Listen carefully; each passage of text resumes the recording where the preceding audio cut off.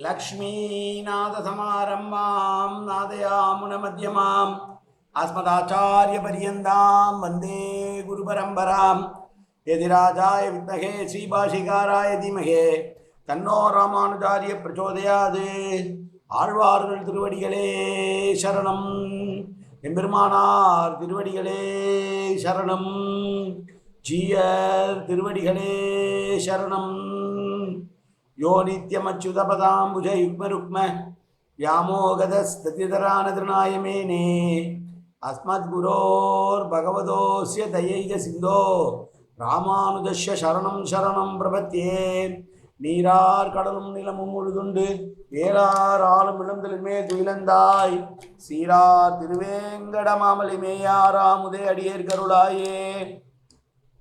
எல்லாம் வல்ல ஏழுமலையான் பெருங்கருணையால் 4000 திவ்ய பிரபந்த பாசுர பதிவேற்றங்களின் வரிசையில் இன்றைக்கு 2706வது நாள் பாசுர பதிவேற்றம். நம்மாழ்வாரருடைய திருவிருத்து திருமொழியினுடைய 67வது நாள் பாசுரம். 67வது பாசுரத்தை சேவிப்பதற்கு முன்னால் கிடம்பியாச்சானருடைய தனியனை சேவிப்போம்.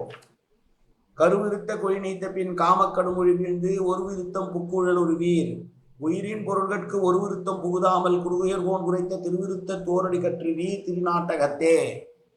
67வது பாசுரம். காவியும் நீளமும் வேலும் கயலும் பலபலவென்று ஆவியின் தன்மை அளவல்ல பாரிப்பு அசுரர் செற்ற மாவியம் புல் வல்ல மாதவன் கோவிந்தன் வேங்கடம் சேர் தூவியம்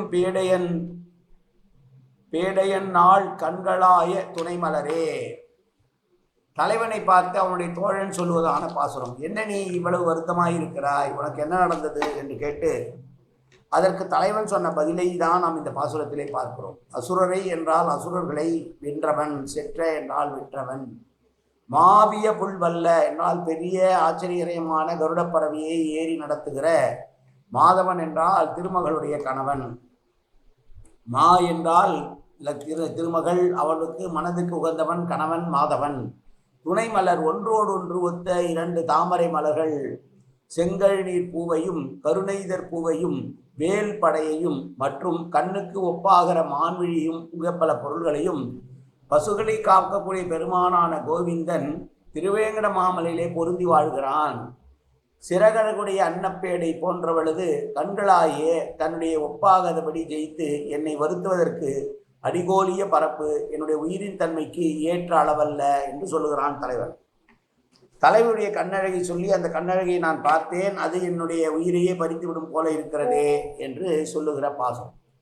கீழ்ப்பாட்டிலை பார்த்தோம். தலைமகனுடைய கழறுது மறுத்துரைத்து வருந்துவதை கண்ட தோழன் ஒரு காலம் கலங்க இயலாது கலங்காத மன்னதற்கு சொந்தக்காரனான தலைவன் இங்கனம் கலங்குவதற்கு காரணம் என்ன என்று தலைவனுக்கு கூற, அதற்கு தலைவன் தன்னுடைய ஆற்றாமையை உணர்த்தியதுதான் இது.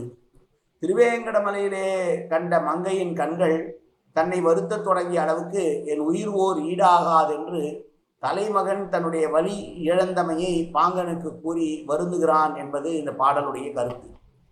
அசுரர்களை அழித்த பெரிய ஆச்சரியகரமான கருடப்பறவையை ஏறி நடத்துகிற திருமாலுடைய திருப்பதி ஆகிய திருவேங்கடமலையிலே மலை போன்ற கலங்களானது உத்தம லட்சுமண ஆகிய ரேகைகள் செம்மையால் செங்கல் நீர் பூவையும் கருப்பான நிறத்தால் நீலோத்பல மலரையும் கூர்மையால் ஒளியாலும் வருத்ததாலும் வேலாயுதத்தையும் குளிர்ச்சியாலும் வடிவத்தாலும் கயல் மீனையும் மற்றும் மருட்சி முதலியவற்றால் மற்றும் கண்ணுக்கொப்பாகின்ற மான்விழி முதலிய பல பொருள்களை அந்த கண்ணழகுக்கு சொல்லி அதற்கு ஒப்பில்லாத இந்த கண்ணழகு என்னை வருத்துவதற்கு என்ன நடக்கிறது என்று தெரியவில்லையே, இத்தனை என்னை வருத்துவதற்கு இவ்வளவு முயற்சி தேவையில்லையே என்று சொல்லுகிறானாம் தலைவன். உபதேசத்திலே சுயமான உபதேசத்திலே ஆழ்வாருடைய ஞான விளக்கத்தை பாகவதர் அன்பர்களுக்கு எடுத்துரைக்கலாம். அசுரரை செற்ற மாவியம் புல்வல்ல மாதவன் கோவிந்தன் வேங்கடம் சேர் என்பதனாலே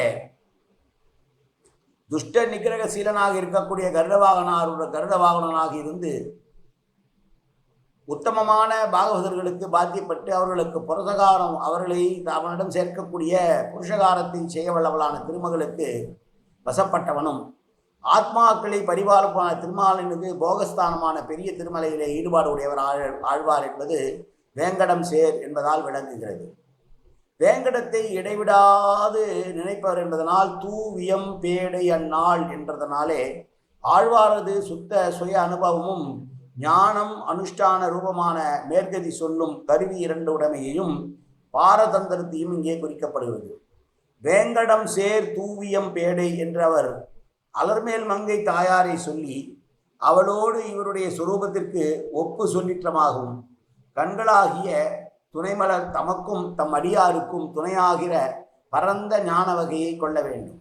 அந்த ஞானம் காவியை வென்றதாக சொன்னது சென் நிறத்தாகிய ரஜோகுணத்தையும் கடந்தமையும் சொன்னபடி, நீளத்தை வென்றதாக சொன்னது கருநிறத்தான தமோகுணத்தை கடந்தமையை சொன்னது, கயலை வென்றதாக சொன்னது இப்படி முக்குணங்களையும் கடத்தலால் ஜட பதார்த்தங்களில் சேராமல் அழிவற்ற தன்மையுடைய தலைவனையே நினைத்து கொண்டிருக்கிறார். அப்படிப்பட்ட ஞானத்தினுடைய மகிமைக்கு என்னை வசப்படுத்தி கொள்வது ஒரு பெரிய காரியமா என்று கேட்டு, என்னை அவருடைய கண்ணழகானது வருத்துவது என்பது என்னை காப்பதற்காகத்தானே என்று அதனால் அந்த கண்ணழகை பற்றி பேசி அது எனக்கு மிகவும் வருத்தத்தை தருகிறது, அந்த பார்வையே என்னால் தாங்க முடியவில்லை என்று தலைவன் சொன்னதாக பாங்கனிடம் சொன்னதான பாசுரம் இந்த பாசுரம்.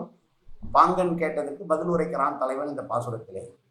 வேங்கடம் என்றால் பாபத்தை எரிப்பது என்று ஒரு பொருள். பாபங்களை நினைத்த மாத்திரத்திலேயே வேங்கடமலை வேங்கடம் என்று சொன்னாலே பாபங்கள் அனைத்தும் எரிந்து போகும் என்று சொல்லத்தக்க அளவிற்கு வேங்கடமலையிலே ஈடுபடுகிறார் ஆழ்வார். பாசுரத்தை பார்க்கலாம்.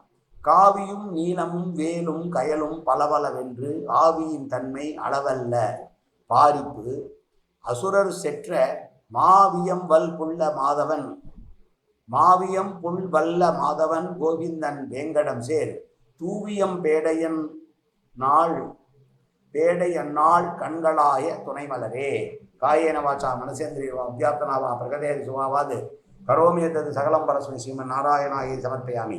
உடலாலும் உள்ளத்தாலும் வாக்காலும் சகல விதமான பாவங்களும் தோஷங்களும் நிறைந்ததாக உலகத்தை இயல்பிருந்த போதிலும் அடியேன் செய்கிற நல்வினையோ தீவினையோ அத்தனை முன்னுடைய கமலமலர் பாதங்களில் சமர்ப்பிக்கிறேன் கண்ணா. காத்தொள்வாய் கண்ணா, ஏற்றுக்கொள்வாய் கண்ணா. எப்போதும் திருநாமம் கண்ணா கண்ணா கண்ணா என்று நாவில் ஒரு புரிவாய் கண்ணா. சர்வத்திர கோவிந்தநாம சங்கீர்த்தனம். கோவிந்தா கோவிந்தா கோவிந்தா கோவிந்தா கோவிந்தா கோவிந்தா கோவிந்தா கோவிந்தா கோவிந்தா.